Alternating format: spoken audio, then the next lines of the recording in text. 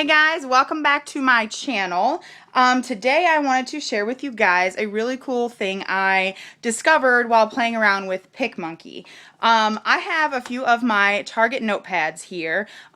Everybody loves these things. Certain sizes, especially the little squatter ones, are great for notes pages in your personal size Filofaxes because they are almost about the same size. And I'm sorry, I did just get finished painting upstairs, so I have some paint all over me. But I really wanted to film this video. So I wanted to show you some of my DIY notes pages. And I went over these when I was in my color crush, my teal color crush, but I am finally getting around to posting the DIY. So these are my DIY monogrammed notes pages, and that's the DIY we're going to do in this video today. And that's using PicMonkey. So pretty much you just design this image in PicMonkey, print it through your word processor, trim it down, punch it, and you have your own little inserts. And you can see they're about the same size as these Target pages here. They're not as tall as these, but they're kind of tall and wide like these. So, or kind of wide and squat rather like these. So let's just jump into the screencast and I hope you enjoy. Okay guys, so first we're going to start off with the pattern we made. I use color lovers to make patterns, and this one is just a polka dot thing. I'll leave a link to my blog post on color lovers. So I downloaded the biggest option here, the 1600 by 1200. We don't have to do, be too concerned with image size and like dots per inch and things like that, because it's not going to be something that's serious. So I'm just going to close this out here, and to give us a better dots per inch kind of ratio, I am going to rotate it and click apply to make the size that you want. I found that the iPhone 5 template, is it the iPhone 5 or the iPhone template? I'm pretty sure it's the iPhone 5 template crop thingy do here is perfect for personal size pages.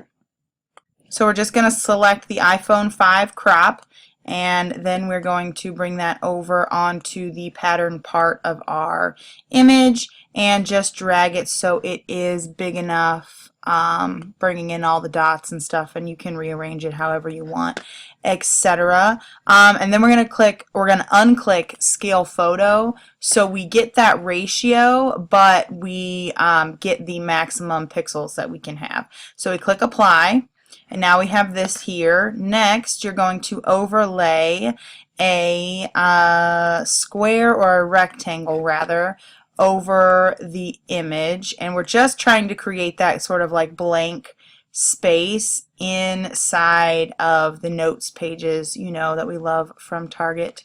So we'll just size that, and there are no grid lines here to really keep you straight, so you can just eyeball it. I do like to leave a little bit of room around the edge, just enough so we can leave room for the punches, once you print it out. And then, so this is going to be black. We're going to change it to white, and we're going to change the outer color, outer line, we can see, to white as well. That makes it a little bit bigger.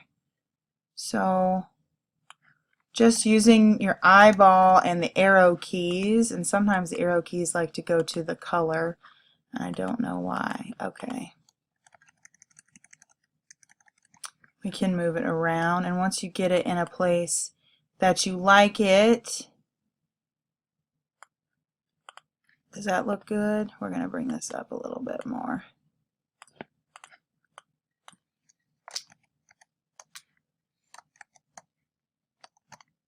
Okay, then we're going to flatten the image, and that makes it so we can't move this around when we go to put in our text. So I'm going to put my text in. I put my text in, and I think I am just going to go with this Didactic Gothic here. We're going to add text, And what we're going to do is first create our lines. So we're just going to center the text and put some underscores. You just want to hold down the Shift key and add some underscores. And we're going to change the size here. Oops.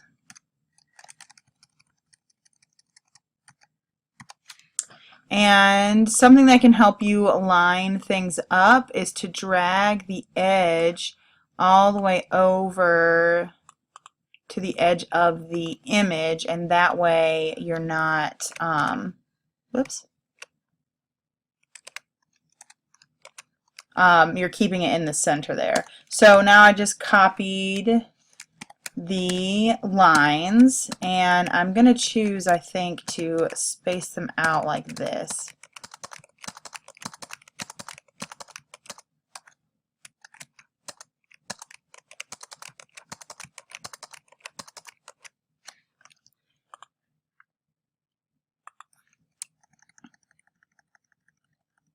And so we're going to move them around. I'm going to go to the color picker here and actually make them blue. And if you think, oh, they're too much or they're too big, just change the size.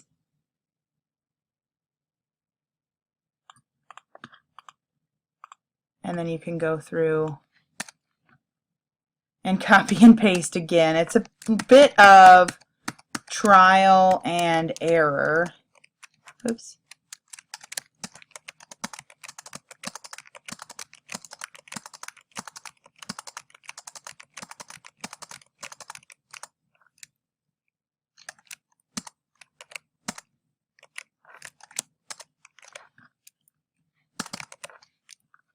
So once we have as many lines as we would like, we can then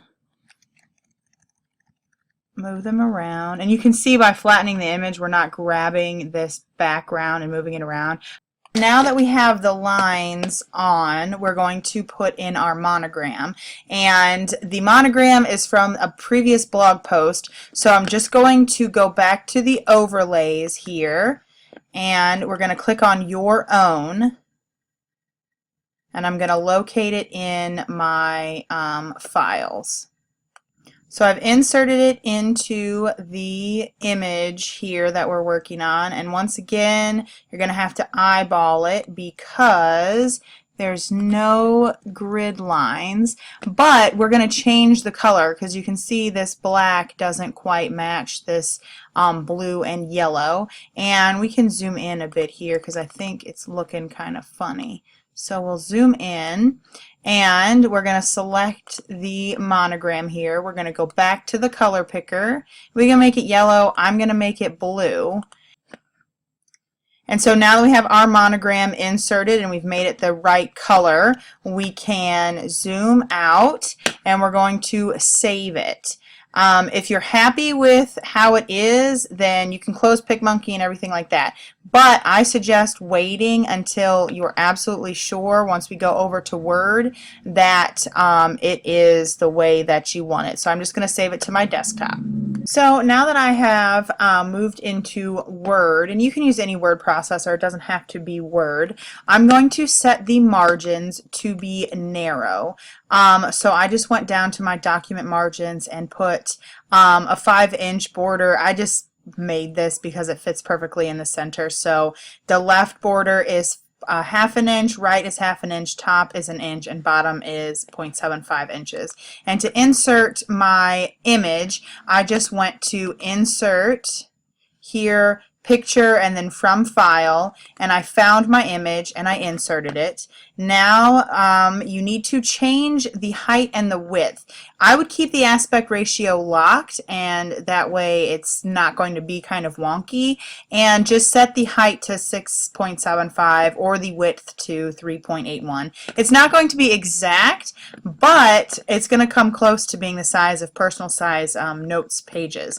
You also want to make sure that the image is in front of text, because that will make it easier for you to move around without any restrictions. I've also duplicated the image here because you can fit 2 or more to a page depending on what you have there. I don't know why that one's not moving.